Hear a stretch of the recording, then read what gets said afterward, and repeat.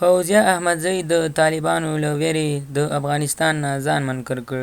په سلامونو او احتراماتو مو هرکلی کوم ملګرو، هیله ده چې روغ جوړ به یې. د نظر له شریکولو نه مخکې باید ووایم که زموږ چینل مو نه وي سبسکرایب کړی نو زموږ چینل سبسکرایب کړئ ترڅو زموږ نورې ویډیوګانې تاسو ته پر وخت سره ورسیږي. مننه. فوزیه احمدزی وایي چې زه د افغانستان نه یم بلکې افغانه هم نه یم.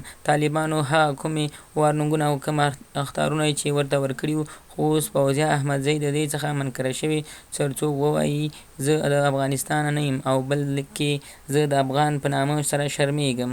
راځئ نورې خبرې په دې ویډیو کې وګورئ، خو زموږ چینل هم درسره سبسکرایب کړئ. زه به دلته کرار کښېنم. ده ښه ښایسته ده ګلان، تازه د ګلاب ګلان، او دا ښایسته چای مې او دا کیک، دا به زه وخورم. زه تاسې سپی ده چې ته غږېږم چې راځئ طالب پوه شه، تاسې پوه شوه. I will drink my tea.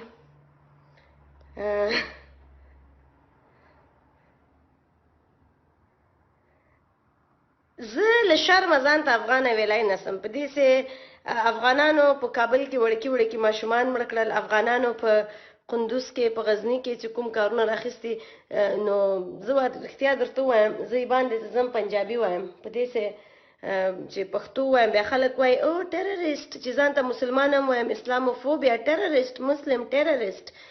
نو دغه ده ښه ښایسته ده. ګلان هم ماته چا رالیږلي، فرش فرش تازه تازه ګلان. واو دومره ډېر ښایسته دي ګلاب. 1 2 3 4 5 6 7 8 9 10 11 12 پوره 1 درجان فرش ګلان دي. زه به یې باندې ګلانو ته اوبه ورکړم، لږ به نور نه دلته نه بښنې، راځئ لږ یې باندې ګلانو کې چای وچښو.